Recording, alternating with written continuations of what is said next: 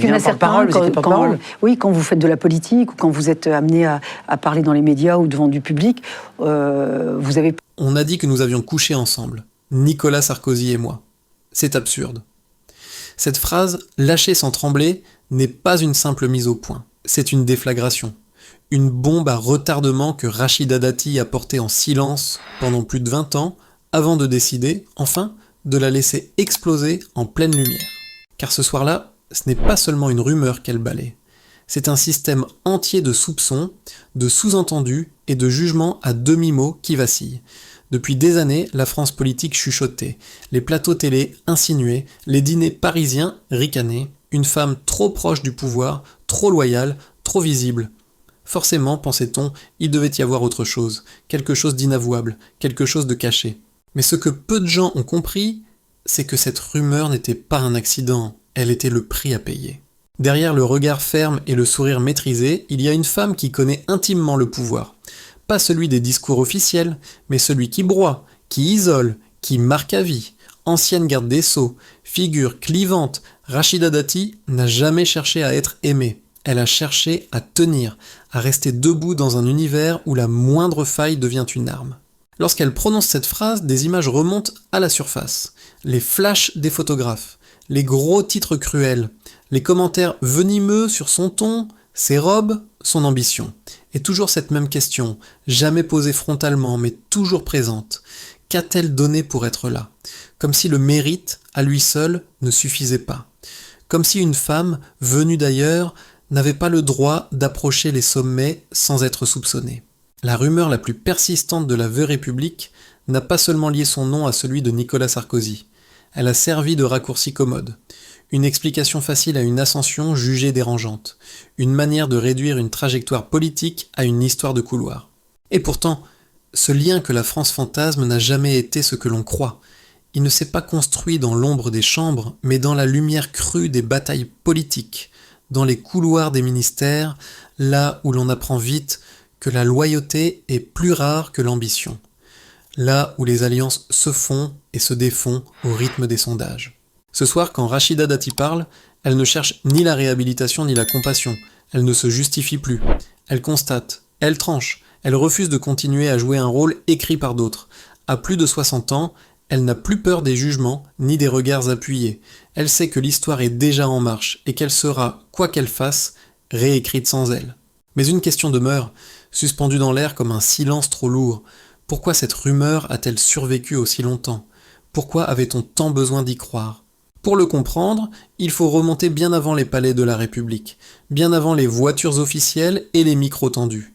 Il faut revenir à une autre France, une France plus rude, plus silencieuse, celle où tout a commencé, loin du pouvoir. Bien avant les dorures de la République, avant les tapis épais et les portes capitonnées, il y avait une petite fille qui apprenait très tôt une règle simple. Rien ne serait jamais donné. Rachida Dati naît dans une France périphérique, discrète, presque invisible, une France où l'on ne parle pas de destin, mais de survie.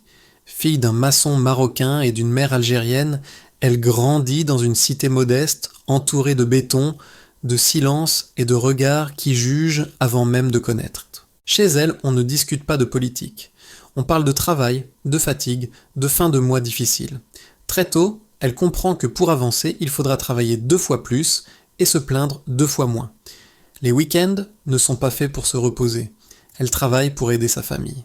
Les soirées sont consacrées aux études. Pendant que d'autres rêvent, elle calcule. Chaque examen réussi est une petite victoire contre l'idée profondément ancrée qu'elle n'est pas à sa place. Cette rage tranquille devient sa force. Une ténacité presque brutale, parfois mal comprise, souvent mal jugée. À l'université, puis à l'École nationale de la magistrature, elle découvre un monde codifié, masculin, où son nom est mal prononcé et son accent parfois moqué. Elle observe, elle apprend, elle encaisse. Elle sait déjà que le moindre faux pas lui sera reproché 2 fois plus cher qu'aux autres. Devenir juge n'est pas un aboutissement, mais une étape. Dans les couloirs austères de la justice française, elle apprend l'essentiel. Manier les mots comme des armes, dissimuler ses émotions et surtout, ne jamais demander la permission d'exister. Elle impose son style direct, sec, sans fioriture. Certains l'admirent, d'autres la détestent, mais tous la remarquent. C'est là que quelque chose se fissure, car à mesure qu'elle gravit les échelons, une autre réalité s'impose. La réussite ne protège pas du mépris. Au contraire, elle l'attire. Plus elle avance, plus on la regarde comme une anomalie. Une femme, issue de l'immigration, qui refuse de s'excuser. Pour beaucoup, c'est déjà trop. Lorsqu'elle entre pour la première fois dans un ministère comme conseillère, elle comprend vite que le pouvoir n'est pas seulement une affaire de compétences. C'est un théâtre. Et dans ce théâtre, on attend d'elle qu'elle reste à sa place, qu'elle parle moins fort, qu'elle soit reconnaissante. Elle ne le sera pas. Jamais. Car toute sa vie, elle a appris que la reconnaissance est une monnaie rare, souvent empoisonnée. Cette trajectoire fulgurante intrigue, elle dérange, et déjà bien avant les rumeurs, quelque chose se met en place. Une défiance sourde, on la trouve trop ambitieuse, trop dure, trop sûre d'elle.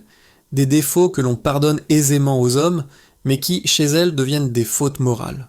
Elle ne le sait pas encore, mais ces années-là forgent le cœur du malentendu qui la poursuivra. Dans l'imaginaire collectif, son ascension ne peut être que suspecte, car accepter son parcours, ce serait admettre que la République peut parfois tenir ses promesses, et cette idée-là dérange plus qu'on ne veut bien l'avouer. Le jour où elle croise pour la première fois le regard d'un ministre de l'Intérieur, au verbe tranchant et à l'énergie débordante, elle n'imagine pas que sa vie basculera. Elle ne voit pas encore l'ombre gigantesque qui s'étendra sur son destin. Elle sait seulement une chose, elle est prête. La scène pourrait sembler banale, presque administrative. Pourtant, ce jour-là, tout bascule. Dans un couloir ministériel, encore imprégné d'odeurs de café tiède et de dossiers fraîchement ouverts, Rachida Dati croise pour la première fois le regard de Nicolas Sarkozy. Il n'y a ni confidence, ni promesse, juste un échange bref, direct, deux tempéraments qui se reconnaissent instantanément. Lui est déjà un animal politique, impatient, énergique, obsédé par l'action. Elle, une juriste redoutable, sans filtre, qui n'a jamais appris à flatter. Très vite, il la remarque pour ce que les autres redoutent, sa franchise. Là où beaucoup contournent, elle tranche. Là où certains murmurent, elle parle, et dans un univers politique saturé de silence prudent, cette voix détonne. Elle devient conseillère. Puis, presque sans transition, indispensable. Non pas parce qu'elle rassure, mais parce qu'elle dérange utilement. Elle dit tout haut ce que d'autres n'osent même pas penser. Sarkozy apprécie cette loyauté sans phare, cette capacité à rester droite quand les vents tournent. Entre eux, quelque chose se noue. Pas une complicité mondaine, une alliance de combat. Mais à mesure que leur proximité s'affiche, les regards changent, les sourires se figent. Dans les salons parisiens, on commence à chuchoter. Pourquoi elle ? Pourquoi cette place ? Pourquoi cette confiance ? Les explications rationnelles n'intéressent personne. Trop simple, trop inconfortable. Alors la machine à Phantom se met en marche. Quand Sarkozy accède à l'Élysée en 2007 et la nomme ministre de la Justice, l'histoire bascule dans une autre dimension. Pour la première fois, une femme d'origine maghrébine occupe un portefeuille régalien. L'image est forte, trop forte peut-être. Pour certains, elle incarne la promesse républicaine. Pour d'autres, elle devient immédiatement une cible. Devant les caméras, elle affiche un tailleur strict, un ton sec, un verbe affûté. Elle ne joue aucun rôle. Elle est ce qu'elle a toujours été. Mais en coulisses, la violence est réelle. On la guette, on la caricature, on l'accuse d'arrogance. Et surtout, on commence à confondre proximité politique et intimité personnelle. Les photos deviennent des preuves supposées. Un sourire, un regard, une confidence en coulisses suffisent à nourrir une fiction. Peu importe qu'elle travaille jour et nuit, peu importe qu'elle affronte la fronde des magistrats, les attaques internes, les réformes impopulaires. Le récit médiatique est déjà écrit. Elle serait trop proche, trop loyale, trop visible. Ce que l'on ne dit pas, c'est le prix de cette loyauté. Dans les réunions tendues, quand les décisions sont lourdes, elle est là. Quand les attaques pleuvent, elle ne se dérobe pas. Elle sait que cette fidélité l'expose, mais reculer serait renier tout ce qu'elle est devenue. Elle a grandi dans un monde où l'on n'abandonne pas ceux qui vous ont fait confiance. Pourtant, cette relation fondée sur la politique et la bataille d'idées est peu à peu déformée par le regard extérieur. Le soupçon devient plus fort que les faits, et dans une société qui supporte mal qu'une femme puissante ne s'excuse pas d'exister, la rumeur trouve un terrain fertile. Elle ne répond pas. Elle ne dément pas. Pas par stratégie, mais par principe. Expliquer, ce serait déjà accepter le cadre imposé par les autres. Elle préfère avancer, gouverner, encaisser, mais chaque silence alourdit le malentendu. Ce qu'elle ignore encore, c'est que cette proximité, qu'elle croyait purement politique, deviendra la grille de lecture unique de toute sa carrière. Une ombre persistante collée à son nom. Et bientôt, cette ombre s'étendra bien au-delà des murs du ministère. Être ministre, ce n'est pas seulement exercer le pouvoir, c'est accepter d'être exposé, disséqué, jugé en permanence. Dès ses premiers mois place Vendôme, Rachida Dati comprend que sa fonction ne la protégera de rien. Au contraire, chaque décision devient une attaque potentielle, chaque réforme un prétexte. Et très vite, la ministre découvre ce que beaucoup ignorent, la solitude glaciale du sommet. La réforme de la carte judiciaire, qu'elle porte avec une détermination inflexible, déclenche une fronde sans précédent. Magistrats vent debout, syndicates furieux, tribunes assassines. On l'accuse de brutalité, d'incompétence, de mépris. Rarement une garde des Sceaux aura suscité autant de colère. Mais derrière les cris, une autre musique se joue, plus sourde, celle du rejet, car on ne lui pardonne pas d'être ferme. On ne lui pardonne pas d'être une femme. On ne lui pardonne pas d'être arrivée là sans demander l'autorisation. Dans les couloirs du ministère, elle avance tête haute, elle encaisse les attaques, parfois seule, souvent isolée, toujours déterminée. Elle sait que le moindre signe de faiblesse sera interprété comme une confirmation des préjugés. Alors, elle durcit le ton, elle aiguise les mots, elle devient pour certains la panthère. Le surnom amuse les médias, la caricature s'installe. Elle ne dément pas. Rugir lui semble plus honnête que plaire. Et pendant que les débats politiques font rage, sa vie privée devient un feuilleton national. En 2008, alors qu'elle est encore ministre, elle annonce sa grossesse. Immédiatement, la question surgit: qui est le père? La curiosité tourne à l'obsession. Les rumeurs repartent de plus belle, les regards se font plus lourds, comme si une femme de pouvoir n'avait pas droit au secret, comme si sa maternité devait elle aussi être justifiée. Sa réponse est sèche, presque brutale. C'est ma vie, et je la protège. Une phrase qui claque comme une gifle. Elle refuse de livrer un nom. Elle refuse de nourrir le spectacle. Pour elle, le silence n'est pas une fuite, mais une frontière. Une dernière zone de souveraineté dans un monde qui veut tout savoir, tout consommer. Mais ce silence a un coût, les insinuations redoublent. Certains y voient une provocation, d'autres une stratégie. Peu importe, la machine médiatique ne s'arrête plus. Elle est désormais jugée non seulement sur ses actes politiques, mais sur ceux qu'elle ne dit pas. Chaque absence de réponse devient une faute, chaque mystère une preuve supposée. Dans cette tempête, elle ne flanche pas. Elle apprend à vivre sous pression constante, à compartimenter, à avancer malgré la fatigue. Sa maternité devient une force intime, jamais exhibée. Elle continue de travailler, de décider, de tenir. Mais l'addition s'alourdit. La violence symbolique du pouvoir laisse des traces, invisibles mais profondes. Ce que beaucoup ignorent, c'est que cette période forge définitivement son rapport au monde politique. Elle comprend que l'on peut tout perdre en restant fidèle à soi-même, mais qu'on se perd davantage encore en se reniant. Elle choisit donc la ligne droite, coûte que coûte, quitte à être incomprise, quitte à être seule. Lorsque son passage au gouvernement s'achève, elle quitte la scène ministérielle sans triomphe ni regrets apparents. Mais quelque chose s'est brisé, une illusion peut-être, celle qu'en travaillant dur, on peut faire taire les soupçons. Elle sait désormais que certaines rumeurs ne meurent jamais. Elles attendent simplement leur heure. Quand le pouvoir commence à vaciller, la plupart prennent leur distance. Ils effacent les photos, réécrivant les souvenirs, changent de ton. Rachida Dati, elle, fait exactement l'inverse. Elle reste. Et ce choix, plus que tous les autres, va définitivement sceller son image dans l'esprit des Français. Les années passent, et avec elles, la chute progressive de Nicolas Sarkozy. Les affaires judiciaires s'accumulent, les procès s'enchaînent, l'ancien président devient un homme traqué, contesté, fragilisé. Autour de lui, le cercle se resserre. Beaucoup s'éloignent en silence, d'autres se taisent prudemment. Rares sont ceux qui assument encore un soutien public. Rachida Dati, elle, ne change rien. Devant les caméras, elle défend l'homme. Pas l'ancien chef d'État abstrait, mais celui qu'elle a connu dans l'intimité du pouvoir.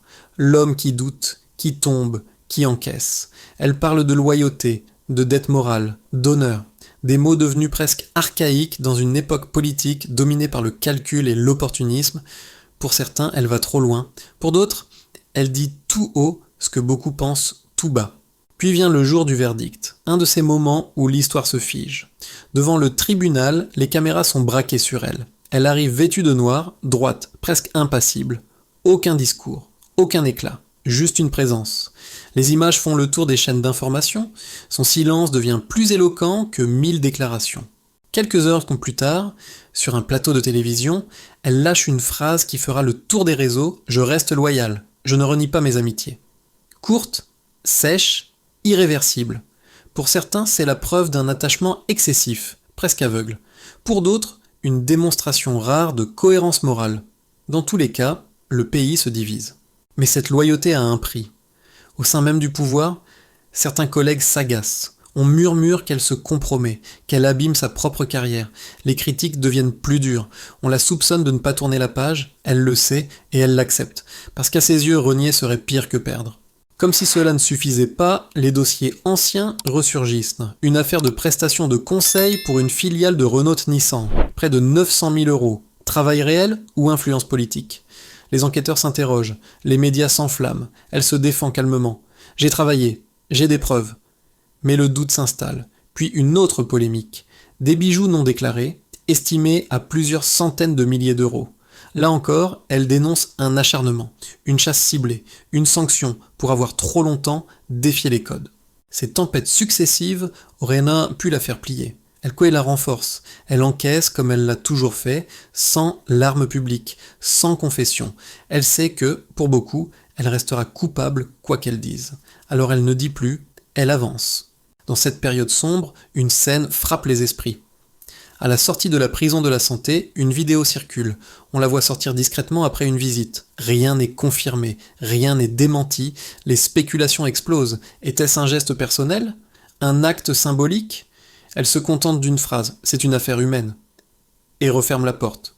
À ce stade, elle n'est plus seulement une femme politique, elle est devenue un symbole, celui d'une fidélité jugée excessive par certains, admirable par d'autres, une figure à contre-courant, presque romantique, dans un monde où l'on change de camp avant que le navire ne coule. Mais cette posture a aussi un coût intime. Elle s'isole, refuse les dîners mondains, limite les interviews, parle d'avenir, de culture, de transmission, mais une ombre demeure, celle d'un lien que personne ne parvient à comprendre totalement, ni à accepter.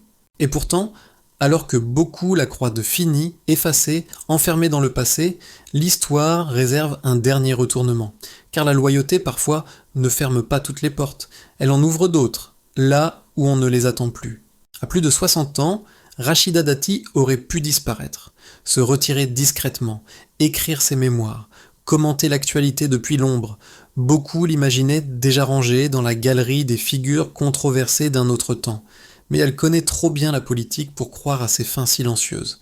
Elle sait que le pouvoir n'aime jamais autant que lorsqu'il est prêt à rappeler ceux qu'il croyait avoir brisés.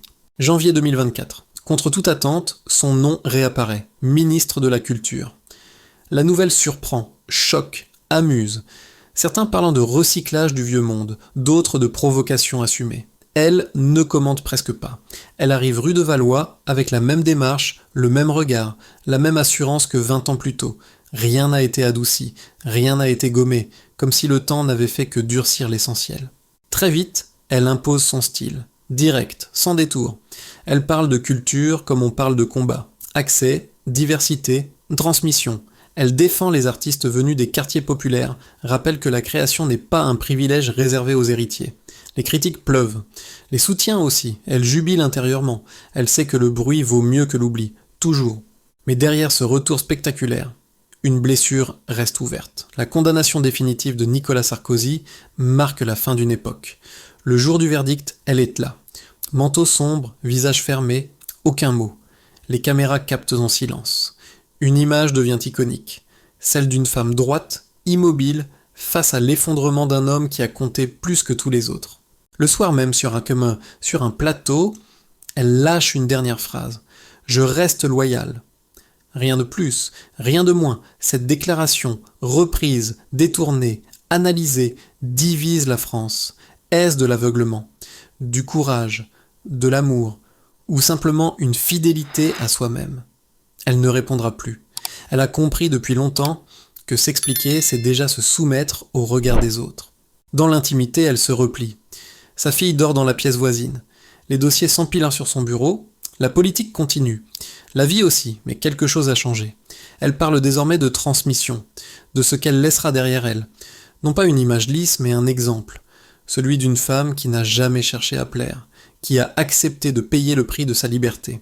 Les rumeurs, elles, n'ont jamais disparu. Le père de sa fille reste un mystère. Sa fortune personnelle intrigue. Les critiques persistent, mais elles glissent sur elle. Elle a traversé trop de tempêtes pour trembler encore. Elle sait que la France aime juger ceux qu'elle ne parvient pas à classer. Aujourd'hui, Rachida Dati n'est plus seulement une femme politique. Elle est devenue un symbole, celui d'une république capable de produire des destins improbables et de les condamner sans appel. Une figure qui dérange parce qu'elle refuse de s'excuser, parce qu'elle assume ses choix jusqu'au bout. Et c'est peut-être là que se cache la véritable question. Pas celle que tout le monde pose depuis des années. Pas celle des rumeurs, ni des secrets, ni des silences. Mais une autre, plus inconfortable. Et si le vrai scandale n'était pas ce qu'elle a caché, mais ce qu'elle a accepté de perdre pour rester debout? La loyauté est-elle une force morale ou un luxe que seuls les plus solides peuvent se permettre? Dites-le moi en commentaire. Avez-vous vu en elle une femme trop dure ou une femme simplement libre? Auriez-vous fait les mêmes choix à sa place? Si cette histoire vous a fait réfléchir, likez la vidéo, partagez-la et abonnez-vous pour continuer à explorer ces destins où le pouvoir révèle autant qu'il détruit. Parce que derrière chaque figure publique, il y a toujours une vérité que l'on préfère ne pas regarder en face.